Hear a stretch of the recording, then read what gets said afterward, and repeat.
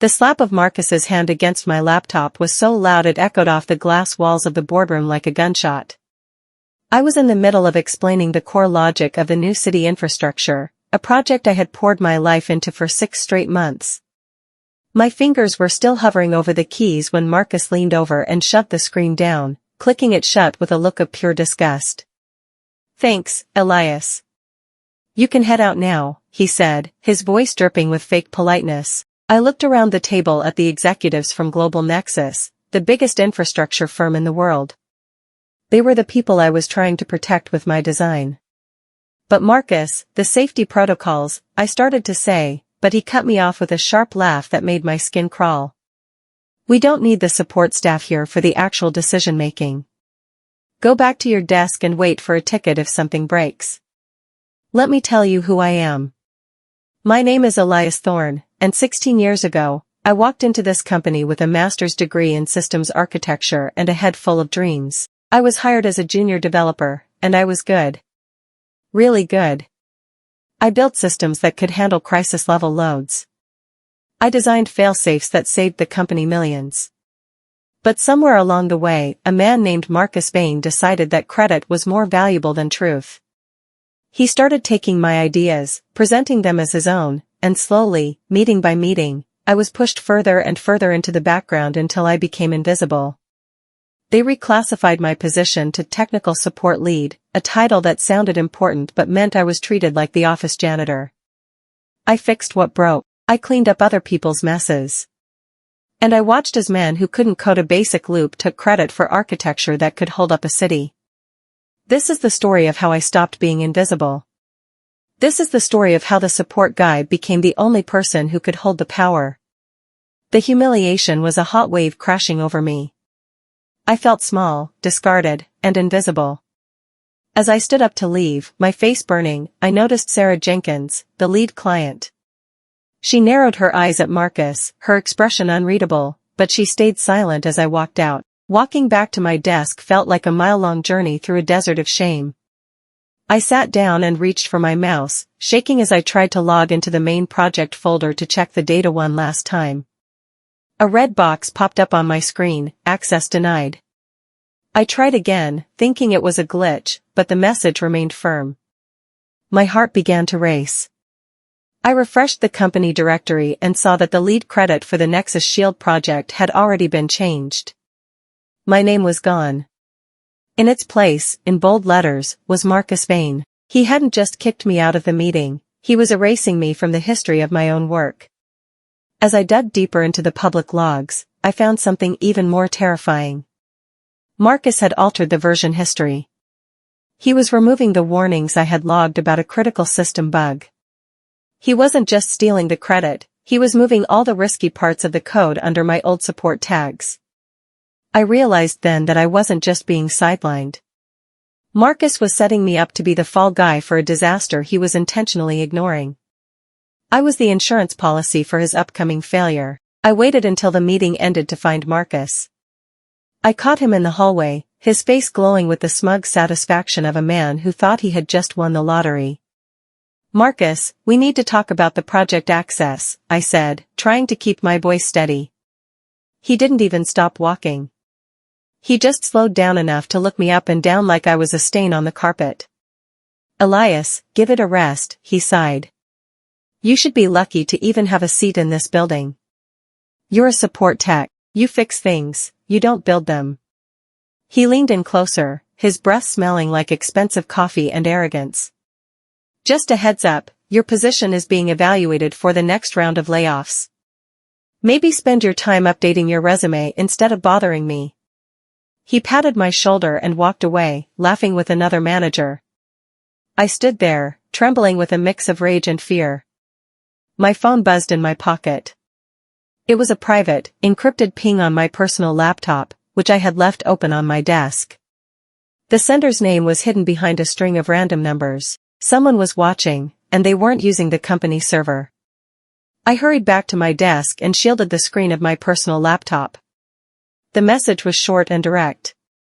"Did you intentionally leave out the fail-safe protocol in today's pitch?" My breath hitched. I knew that writing style. It was sharp, professional, and held a hidden edge. It was Sarah Jenkins, the lead client from Global Nexus. She had tracked down my personal contact info. I typed back immediately, no. It was in my slides. The system cannot run safely without it. I waited, my heart hammering against my ribs. A minute later, she sent a file attachment. It was the version of the deck Marcus had presented after he kicked me out. I scrolled through the pages and felt a pit form in my stomach. Marcus hadn't just skipped the safety chapter, he had deleted the entire failsafe protocol from the design. He had stripped out the most crucial security components just to lower the estimated cost by 40%. He was selling them a skyscraper built on a foundation of sand just so he could look like a hero who saved the company money. He was gambling with thousands of lives to get a bigger year-end bonus, and my name was still on the underlying code. The office was suddenly buzzing with excitement. Marcus had sent out a company-wide email announcing a lavish, celebratory dinner at the city's most expensive steakhouse to mark the closing of the Global Nexus deal. Everyone was invited, except for me. I watched from my cubicle as the team laughed and grabbed their coats, heading out to celebrate a victory built on a lie. I stayed behind, the silence of the office feeling heavy and cold. I decided to use the quiet time to look into the digital signatures on the final contract documents Marcus had uploaded to the legal server. What I found made my blood run cold. Marcus had used my encrypted digital key to sign off on the flawed safety documents. He had forged my approval. On paper, it looked like I, the support lead, had personally certified that the system was safe without the fail-safe protocols. If the system crashed and people got hurt, the investigators wouldn't look at Marcus. They would look at the digital signature of the man who supposedly checked the work. He wasn't just stealing my career, he was handing me a prison sentence. The betrayal was so deep it felt like a physical weight in my chest. I knew I couldn't sleep. I spent the entire night huddled over my personal computer, using a backdoor I had built months ago for emergency maintenance. I began documenting every single version of the project, pulling the metadata that showed exactly when Marcus had deleted my safety files and when he had forged my signature. As I dug through his private project folders, I stumbled upon a hidden directory labeled Vendor X. Inside were hundreds of emails between Marcus and a subpar hardware vendor known for producing cheap, unreliable sensors. The data was clear. Marcus had agreed to use their failing hardware in the Global Nexus build in exchange for massive, consulting fees paid to an offshore account. He was taking kickbacks to put dangerous equipment into the city's infrastructure. He was double-dipping, saving the company money on the front end by cutting safety, and lining his own pockets on the back end by using trash hardware. I spent hours capturing screenshots, downloading email chains, and mirroring the server logs onto a secure, external drive. I was the support guy, and I was about to provide the most important support this company had ever seen. I was building a cage, and I was going to put Marcus inside it. The morning of the final signing arrived with a gray, heavy sky. Marcus strutted into the office at 9 a.m., looking like a king. He was wearing a new suit that probably cost more than my car. He stopped by my desk, a cruel smirk on his face, and tossed a handful of crumpled $5 bills onto my keyboard. "Hey Elias, do us a favor and show some of that world-class support by grabbing a round of lattes for the boardroom. The real players are about to sign the deal of the century," he mocked. I didn't get angry. I didn't even argue. I just looked him in the eye and smiled calmly. "Sure thing, Marcus. I'll make sure they're hot." I went to the break room, got the coffee, and walked into the boardroom just as the meeting was starting. As I set Marcus's latte down in front of him, I leaned in close, so only he could hear me. "I hope that cheap hardware holds up under the 10 a.m. stress test I scheduled," I whispered. I saw his hand freeze over his pen. The color drained from his face so fast he looked like he was about to faint. He knew exactly what I was talking about. Marcus's eyes went wide with pure panic. He had completely forgotten that the original project blueprint included an automated, high-load stress test on the day of delivery. It was a ghost script I had written to ensure the system could handle a real-world crisis. Because he had swapped my high-quality architecture for that cheap, subpar hardware, the system was guaranteed to fail the test. He tried to laugh it off, but his voice came out as a high-pitched squeak. I need to check something, he stammered, standing up and nearly knocking over his coffee. He rushed out of the boardroom toward his office, his breath coming in ragged gasps.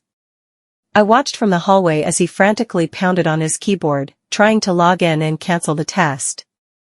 But I had already changed the permissions. Every time he tried to enter his password, the screen flashed red. He was locked out of his own stolen project. The system didn't recognize him as the creator because he had never actually learned how the code worked. He was a manager, not an architect. The screen displayed a countdown, 6 minutes to stress test. The system was demanding LVL5 architect approval to bypass, and that was a level Marcus simply didn't have. The boardroom was tense when I walked back in. Sarah Jenkins was looking at her watch, her patience clearly wearing thin. "Where is Mr. Vane?" she asked, her voice like ice. Suddenly, the large monitors on the wall, the ones meant to show the final project's success, started flashing bright yellow. Warning, system load exceeding capacity. The global Nexus servers were starting to flag a critical error. The project was stalling before it even began. Marcus came running back into the room, sweat pouring down his forehead. He dove for the main terminal, his fingers flying across the keys in a desperate attempt to fix the crash. But he was making it worse. He was deleting core files, thinking they were the problem. The screen turned from yellow to a deep, pulsing red. The support team outside the glass wall stopped working, watching the disaster unfold. Sarah Jenkins stood up, her presence filling the room. She didn't look at the flashing screens, she looked directly at Marcus, who was now babbling about a minor glitch. She slammed her hand on the table, silencing him instantly. "Enough," she shouted. "Marcus, you don't have a clue what you're doing. Where is the man who actually built this?" The silence that followed was deafening. Marcus looked like a trapped animal, his eyes darting between Sarah and the door. "Elias is he's just support. This is a technical glitch he caused," Marcus yelled, pointing a shaking finger at me. Sarah didn't even blink. She ignored Marcus entirely and turned toward me. The other executives from my company sat in stunned silence, their mouths hanging open. Sarah walked around the table, picked up her tablet, and held it out to me. "Elias," she said, her voice calm and full of authority. "I've been reviewing the logs you sent to my private account. I see the real architecture. I see the deletions." She glanced at Marcus with pure contempt before looking back at me. "The system is crashing because it knows the hardware is fake. It's looking for its creator. We need your approval to proceed with the recovery, not Marcus's. Yours." I stepped forward, feeling the weight of the moment. I took the tablet from her hand. For the first time in 16 years, I wasn't the support guy in the background. I was the only person in the room who knew how to stop the building from falling down. I looked down at the tablet. The screen was filled with the final contract documents and the system override portal.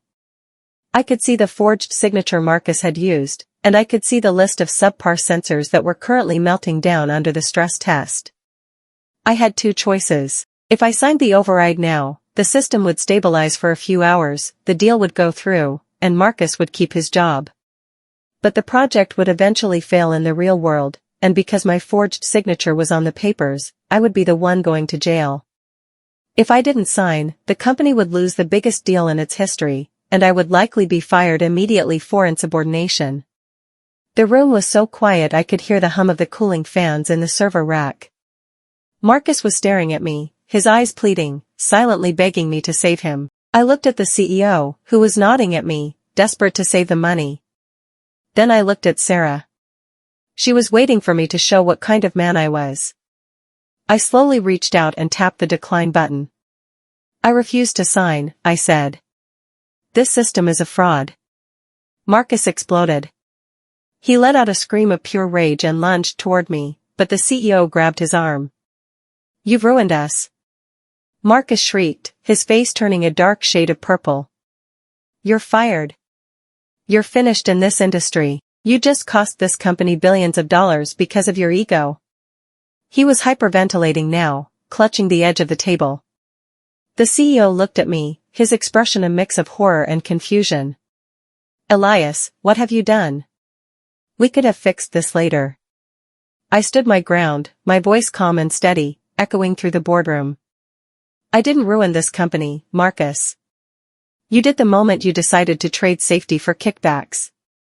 I turned to the CEO and Sarah. "I didn't just refuse to sign. 10 minutes ago, I triggered an internal fraud review protocol. Every email Marcus sent to the hardware vendor, every deleted file, and every forged signature has just been sent to the company's legal board and the federal regulators." The room went cold. Marcus's knees buckled, and he sank into his chair, the reality of his situation finally hitting him. He wasn't just losing a deal, he was losing his freedom. Within 30 minutes, the building was swarming with the internal security team. The CEO, terrified of the legal fallout and the loss of Global Nexus's trust, took immediate action to save what was left of the company's reputation. Marcus Bain and Elias Thorne are both placed on immediate administrative leave pending a full investigation, the CEO announced, though he wouldn't even look me in the eye. Marcus's work laptop was seized right off the table, and security escorted him out of the building. He looked broken, his expensive suit wrinkled and his spirit gone. As they went to take my computer, I handed it over willingly. "You won't find what you need on there," I told the lead investigator. Marcus was smart enough to wipe the server logs after he made his changes. The CEO groaned, thinking the evidence was gone. But I pulled a small, silver thumb drive from my pocket.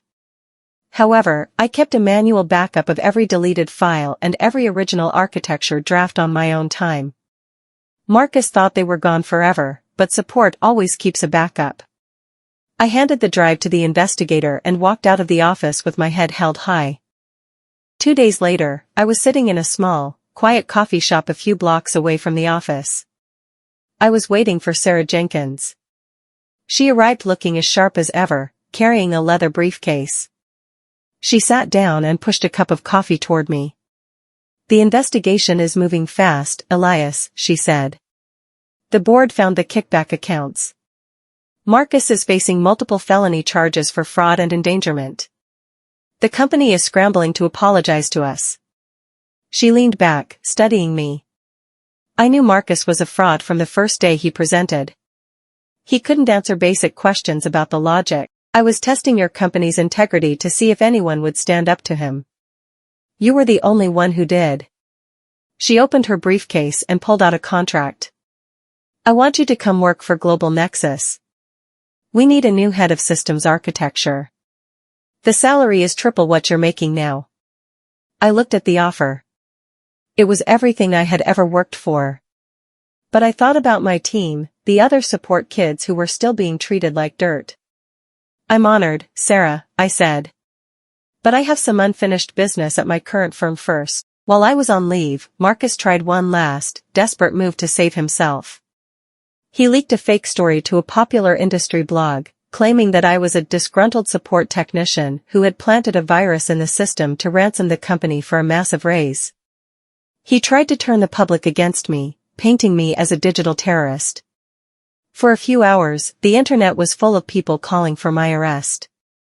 But Marcus had underestimated the people he had spent years ignoring. The support team, the developers, the server techs, and the administrative assistants had seen everything. They knew the truth. In a move that shocked the entire industry, the entire technical department of the company staged a massive walkout. Hundreds of employees walked out of the building and stood in the parking lot, holding signs that said "I am support" and "We stand with Elias." They refused to log back in until the smear campaign against me was retracted. The company's entire digital infrastructure came to a screeching halt. Marcus's lie had backfired. He hadn't just attacked me, he had attacked the foundation of the company, and the foundation had finally decided to stop holding him up. By the next morning, the office was a ghost town. With the support staff gone, the company's internal systems began to crumble. A minor server crash happened at 10 a.m., the kind of thing I used to fix in 5 minutes, but there was no one left to handle it. The CEO ordered Marcus's temporary replacement to fix it, but the man was just another manager who didn't know a line of code from a grocery list. They were desperate. They even tried to call Marcus in from his house to help, promising him a plea deal if he could just get the servers back online. Marcus sat at a desk, surrounded by panicked executives, staring at the login screen. He realized he didn't even know the admin password to the primary server. He had never bothered to learn it. "It's a date," he muttered, trying his own birthday, then the company's founding date. Nothing worked. The password was something he should have remembered. It was the exact date he had stolen my first major project 10 years ago. I had set it as a reminder of the day I stopped trusting him. Marcus was desperate enough to track me down. He found me sitting on a park bench, watching the ducks and enjoying the first bit of peace I'd had in years. He looked terrible, his eyes were red, and he was shaking. He didn't come with insults this time. He fell to his knees on the grass in front of me, begging. "Elias, please. Just give me the password. The company is dying. They're going to pin the whole collapse on me if I don't fix this server." He tried to switch back to his old ways, hissing, "If you don't help me, I'll make sure you never work in this town again." But then he broke down into actual tears, sobbing about his mortgage and his reputation. I didn't say a word. I just sat there, holding my phone in my hand, recording every single second of his confession. He admitted to the forgery, the kickbacks, and the sabotage, all while trying to bribe me with money he didn't have. "I'll give you anything, Elias. Just save me," he wailed. I stood up, tucked my phone into my pocket, and looked down at him. "You're right, Marcus. Someone needs to support the company. But it's not going to be you." The board of directors called an emergency session that evening. They were terrified. The company's stock was plummeting, and Global Nexus was threatening to sue them into oblivion. Marcus had managed to get a friend from another department to bypass the server, and he claimed he had a fixed version of the project ready to show the board to prove he was still valuable. He stood at the front of the room, trying to regain his old confidence. "I've cleaned up Elias's mess," he told the board. "This new version is stable and ready for Global Nexus." He plugged in his drive and hit play. But I had been one step ahead of him. The fixed version he had found on the server wasn't a project at all. It was a diagnostic tool I had hidden months ago, designed to trigger if an unauthorized user tried to claim the project. Instead of showing architectural blueprints, the giant screen began to scroll through Marcus's private, deleted emails. The board watched in horror as his kickback deals and his insults toward the directors were projected in huge, glowing letters for everyone to see. The emails were devastating. They showed Marcus laughing about how he was milking the board for every cent and how he planned to jump ship to a competitor as soon as the Global Nexus deal was signed. One email even detailed how he had intentionally bought faulty sensors because the vendor promised him a luxury boat in exchange. The board members were vibrating with fury. Marcus stood there, frozen, his shadow cast against the wall of his own crimes. He tried to spin it one last time, his voice cracking. "Wait. This is a misunderstanding. I was working undercover. I was trying to catch the vendor in a sting operation." He looked at the CEO, but the CEO was looking at the floor, disgusted that he had ever trusted him. The silence in the room was heavier than any server rack. The board didn't need to hear any more. They had seen the truth in Marcus's own words, and there was no way for him to delete the reality of what he had done. The support guy had turned the boardroom into a courtroom, and the evidence was undeniable. Just as Marcus was about to be dragged out, I walked into the room. I wasn't alone. Walking beside me was a man in a sharp gray suit, the CEO of the hardware vendor Marcus had been working with. Marcus gasped, his last bit of hope vanishing. The vendor's CEO didn't look happy. He turned to the board and spoke clearly. "Mr. Vane approached us with a deal, but when it came time to pay, he tried to shortchange us on the kickback. He told us he was the owner of the company and that we had no choice." The vendor had flipped. I had contacted them the night before and showed them the evidence that Marcus was planning to frame them for the hardware failure. They realized that Marcus was going to let them take the fall, so they decided to bring him down first. They handed over a folder full of signed contracts and bank transfer receipts that matched Marcus's secret accounts. The trap was finally shut. Marcus was caught between the company he betrayed and the criminals he tried to cheat. There was nowhere left for him to run. The end came swiftly. The board voted unanimously to fire Marcus Vane for cause, effective immediately. He was stripped of his stock options, his bonus, and his dignity. Security didn't just walk him out, they handed him over to the police officers waiting in the lobby. The CEO then turned to me, his face pale and sweating. He looked like a man who had just realized he had thrown away a diamond while trying to keep a piece of glass. "Elias," he said, his voice trembling. "We made a terrible mistake. You were the heart of this project all along. I want to offer you Marcus's old job, director of architecture, a massive raise, and a corner office." He held out his hand, expecting me to jump at the chance. I looked at his hand, then at the empty chairs of the support staff who were still striking outside. "I appreciate the offer," I said, my voice calm and firm. "But I don't want Marcus's job. I don't want to work for a company that only values its people when the servers stop working." I turned and walked out, leaving the CEO standing alone in his empty boardroom. A week later, I called a meeting of my own. I met with the entire support team at a local park. They were still on strike, and many were worried about their futures. "Listen," I told them. "While I was on administrative leave, I didn't just sit around. I used my savings and some help from a friend to form a new company, Thorn Independent Consultancy." I showed them a document on my tablet. "We aren't support staff anymore. We are the architects of the future." The twist was even better than they imagined. I revealed that Sarah Jenkins and Global Nexus had already signed a direct, multi-million-dollar contract with my new firm. They didn't want my old company anymore, they wanted the people who actually knew how to build the systems. Every single person in that park had a job waiting for them at my new firm, with better pay and a stake in the company. We weren't the support department for someone else's dream.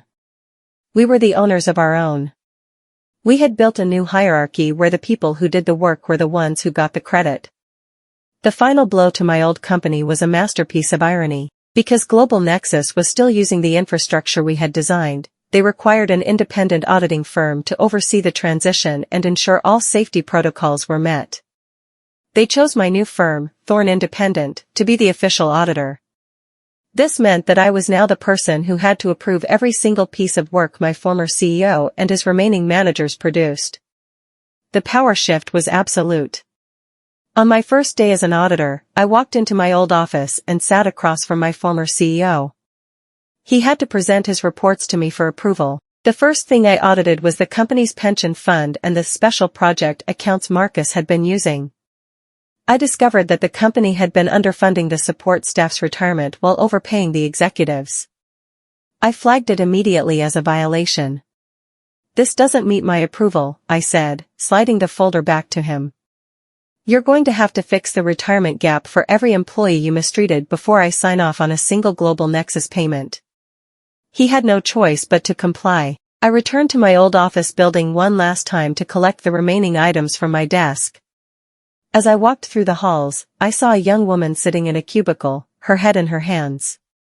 A middle manager, the same one who used to laugh with Marcus, was standing over her, barking orders about a coffee run and calling her just a support girl. I stopped in my tracks. The manager looked up and paled when he saw me, knowing I now held the power to audit his entire department. I walked over to the young woman and asked for her name. "It's Maya," she whispered. I looked at the manager and then back at Maya. "Maya, I've seen your code on the internal boards. It's brilliant. You're wasted here." I turned to the manager. Effective immediately, Maya is being recruited by Thorn Independent as a senior developer. I'm using my authority as the Global Nexus auditor to promote her out of this toxic environment. The manager tried to sputter an excuse, but I just smiled. "Don't worry, you can get your own coffee from now on."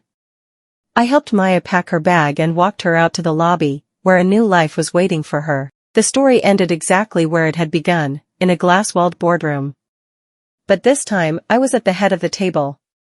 Sarah Jenkins was sitting to my right, and my team of former support techs were sitting in the executive chairs. A thick document was pushed toward me, the final safety certification for the completed Global Nexus infrastructure. It was a perfect system now, with every failsafe in place and every sensor verified. Sarah looked at me with a smile of genuine respect.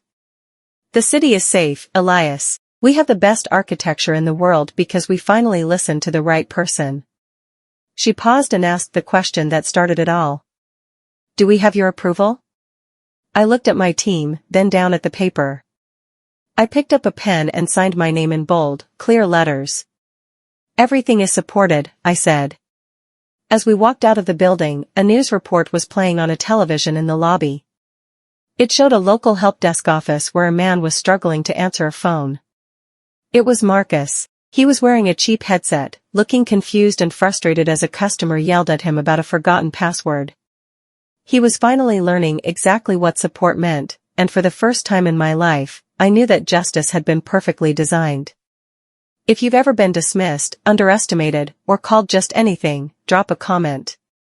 Type support if this story hit home. And if someone tried to take credit for your work, you're not alone. Subscribe because next week's story is even wilder. I'll see you there.